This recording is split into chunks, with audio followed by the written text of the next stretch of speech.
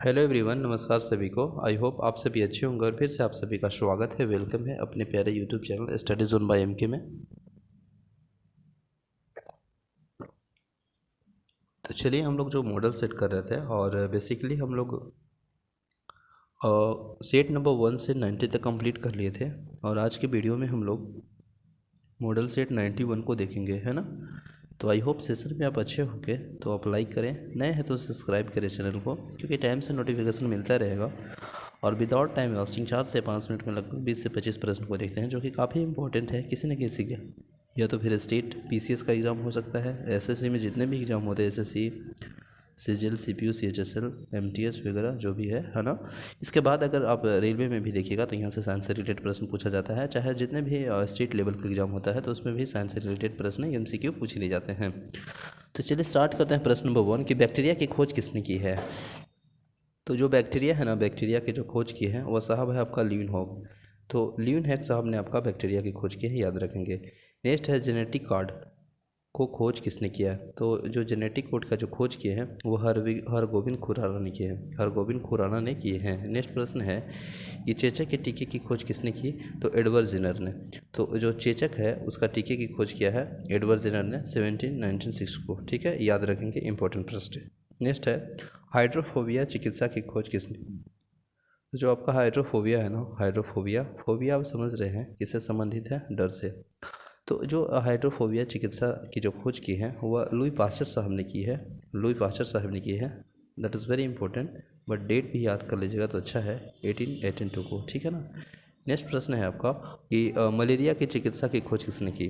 तो मलेरिया की चिकित्सा की खोज की है वह डॉक्टर रोनाल्ड रोस ने किया है 1920 में, है ना, 1920 में किया है, याद रखेंगे। नेक्स्ट प्रश्न है जीवों के नामकरण के द्विनाम पद्धति का जो प्रतिपादन किसने किया है। जैसे जीवों के नाम का द्विनाम पद्धति है उसका प्रतिपादन किया है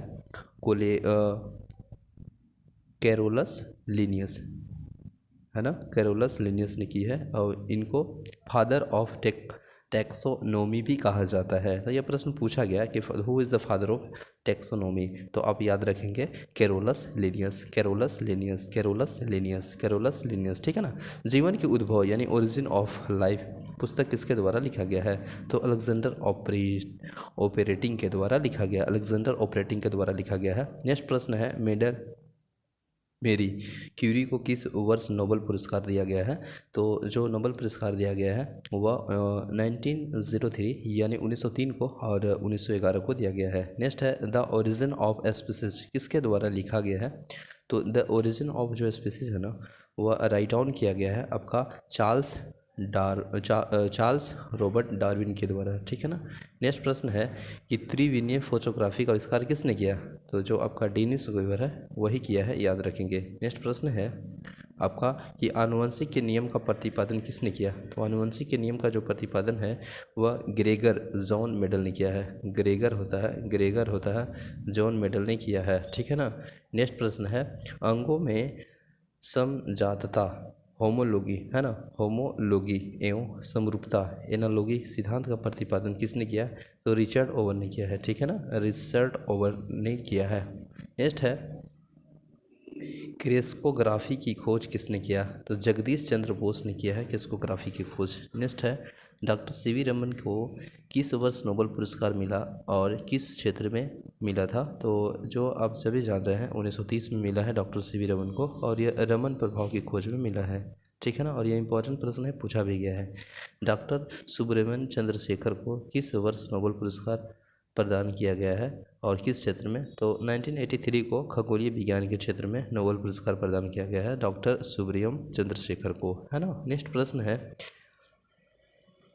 नेक्स्ट प्रश्न देखेंगे नेक्स्ट है, ठीक है ना।